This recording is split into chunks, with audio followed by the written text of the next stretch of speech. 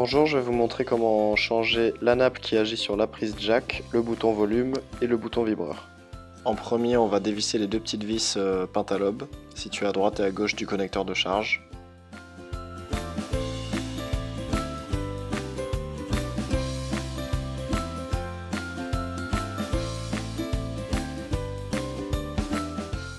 On va pouvoir retirer la vitre arrière, donc on la fait coulisser vers le haut. En premier, on vérifie bien que l'iPhone 4S est éteint. S'il est éteint, on va retirer la batterie interne. Donc il y a deux petites vis cruciformes qui la maintiennent. A l'aide d'un spudger, donc une spatule en plastique, on va soulever la nappe pour retirer la batterie. Faites attention, il y a un petit connecteur de base doré ici qu'il faut pas perdre. On va retirer la batterie du châssis, donc avec toujours un spudger métallique ou en plastique, on retire la batterie. Quelquefois elle est assez dure puisqu'elle est collée sur la coque arrière.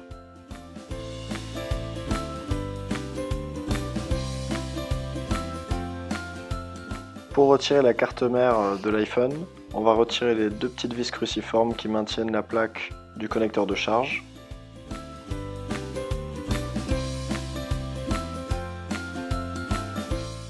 Maintenant, on va venir retirer cette plaque de protection en métal qui est maintenue par 4 vis cruciformes.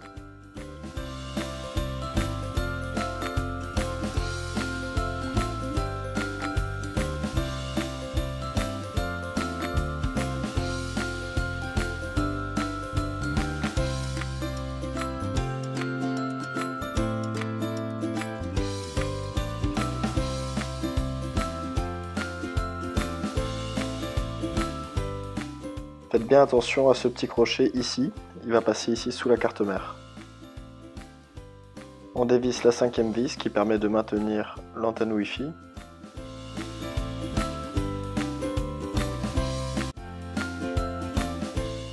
On va déconnecter tous les modules, donc en premier le connecteur de charge, en bas l'antenne réseau.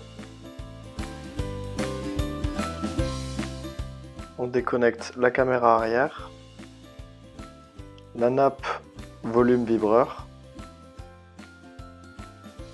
la nappe power,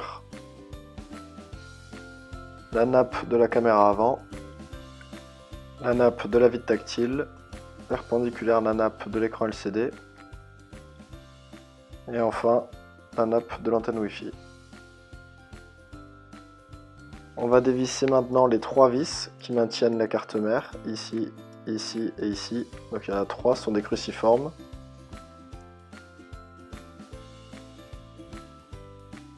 Ici on a deux vis qui sont un peu plus grosses cruciformes. Ce que je vous conseille, c'est d'utiliser un tournevis plat, c'est plus simple.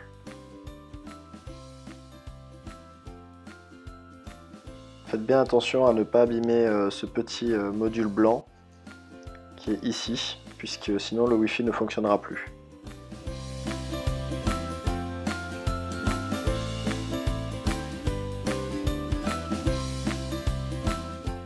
On va dévisser les trois vis cruciformes. Une ici, la deuxième ici et la troisième tout en haut.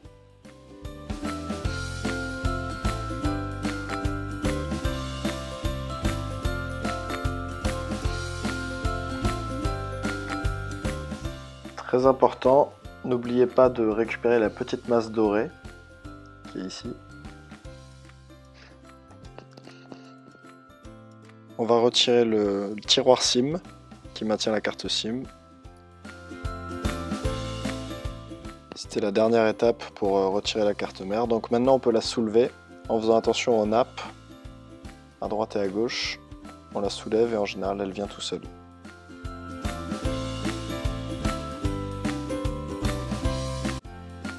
Donc pour accéder à la nappe volume vibreur jack,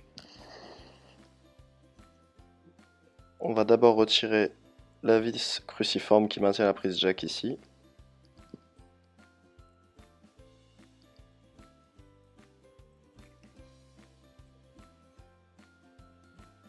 On va retirer l'antenne Wi-Fi et Bluetooth qui est collée, qui se décolle toute seule.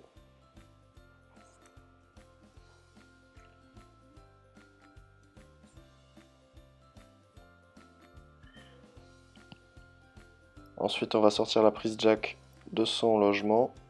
Donc là, ici, la longue, c'est la nappe du volume. Donc elles sont toutes collées sur le châssis.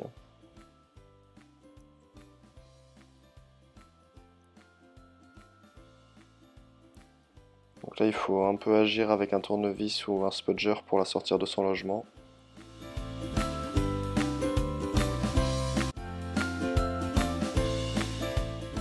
En fait, on est obligé d'enlever cette prise jack, sinon on ne peut pas accéder au vis du bouton vibreur.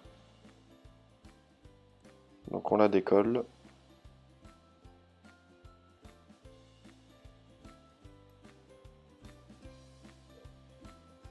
Voilà, elle est libérée. On enlève de son logement le capteur de réduction de bruit.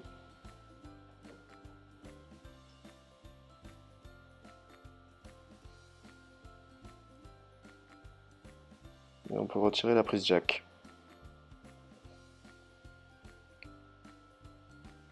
On va retirer les vis cruciformes qui permettent le maintien du bouton volume. Donc il y en a 3.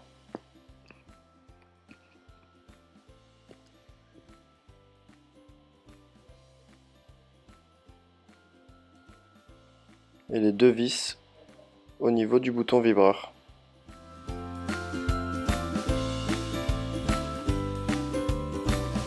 Et la deuxième vis qui est ici un peu cachée.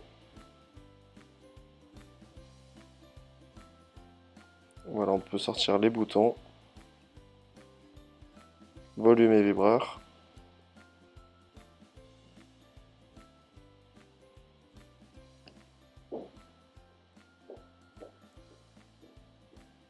Voilà, la nappe est sortie. On va pouvoir remettre en place donc la nouvelle nappe. Donc on remet bien les boutons en place s'ils sont sortis de leur logement.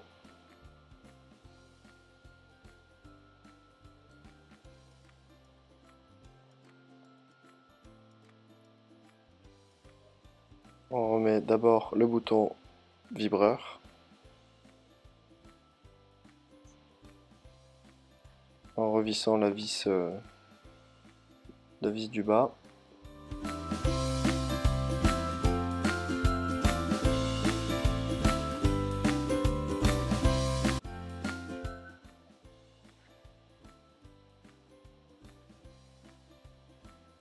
On va remettre la deuxième vis du vibreur. On vérifie que le vibreur, que le bouton fasse bien le clic.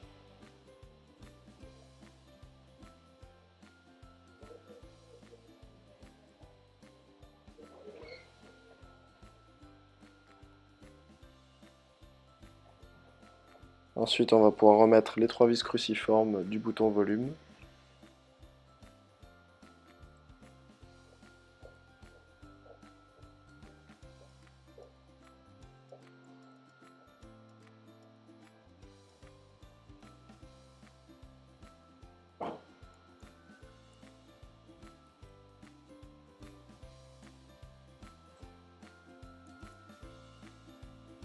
On vérifie toujours pareil que les boutons cliquent bien. On va pouvoir remettre la prise jack en place dans son logement.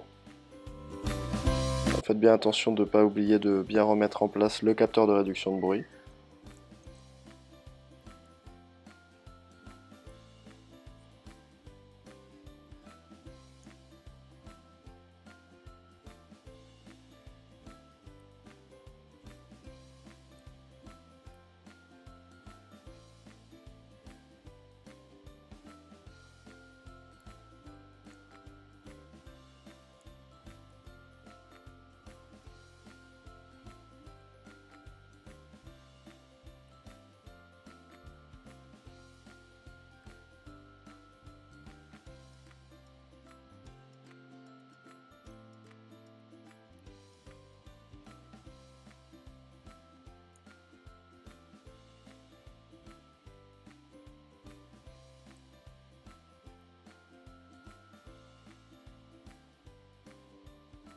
Voilà, le remontage de la prise jack est maintenant terminé.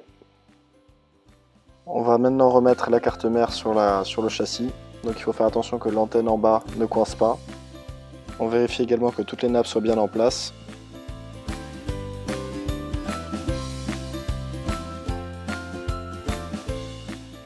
On va soulever les nappes pour pouvoir passer la carte mère dessous. On va d'abord positionner la carte mère en la clippant en haut du téléphone. On fait attention de ne pas coincer ces nappes. Donc il y en a 3. 1, 2, 3. En bas, on vérifie l'antenne aussi. On va remettre les vis de fixation de la carte mère. Une vis cruciforme ici.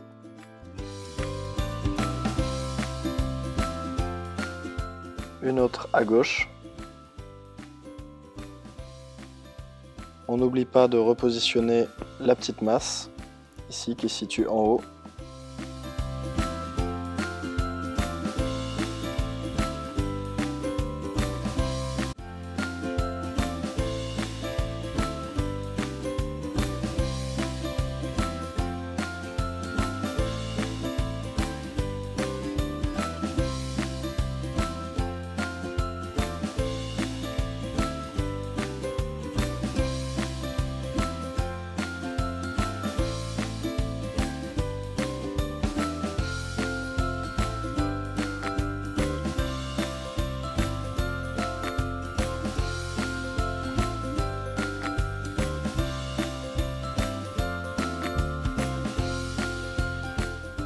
Une fois le connecteur de masse fixé, on va remettre les grandes vis, donc une en bas,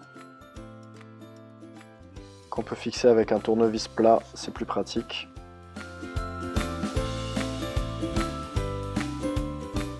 Et l'autre en haut de la carte mère. On revisse, donc toujours en faisant attention à ne pas donner un coup de tournevis ici, sur le petit module blanc qui permet de capter le Wi-Fi. On va repositionner la caméra arrière. On va reconnecter à la carte mère toutes les nappes.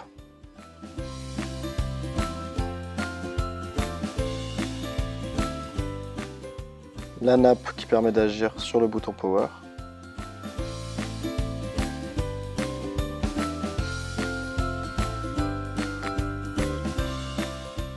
La nappe qui agit sur le bouton Volume et Vibreur.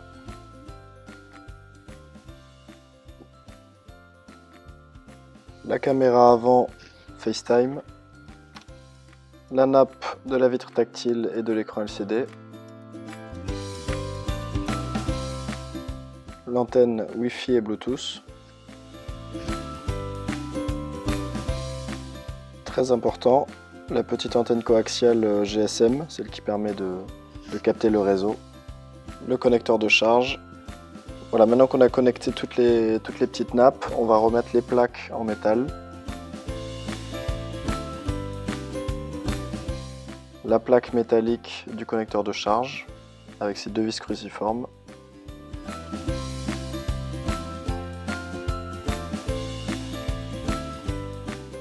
La plaque de protection de la nappe du tactile et de l'écran LCD. Donc ces nappes sont assez importantes puisqu'elles permettent, en cas de choc du téléphone, à ce que les nappes restent bien plaquées à la carte mère.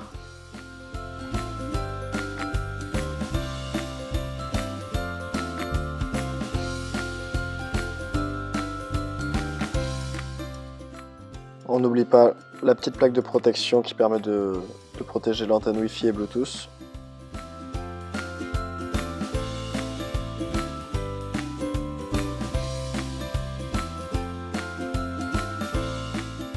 On remet bien la languette des poses batterie, on va remettre la batterie interne. On peut rajouter du scotch double face, mais en général c'est pas nécessaire, l'ancien scotch fait très bien l'affaire. On n'oublie pas de remettre le petit connecteur de masse qui permet de capter le réseau par le biais de la vitre arrière. Donc les deux vis cruciformes pour permettre au connecteur de la batterie de bien rester sur la carte mère.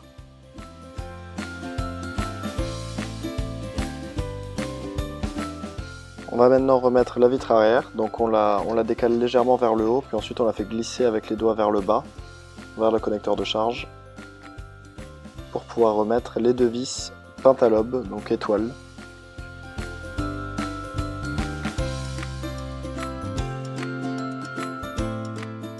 N'oubliez pas de mettre votre iPhone sur le Wi-Fi, de connecter au Wi-Fi, puisque c'est comme ça qu'il va automatiquement mettre la date et l'heure pour pouvoir se connecter de nouveau sur le réseau de votre opérateur.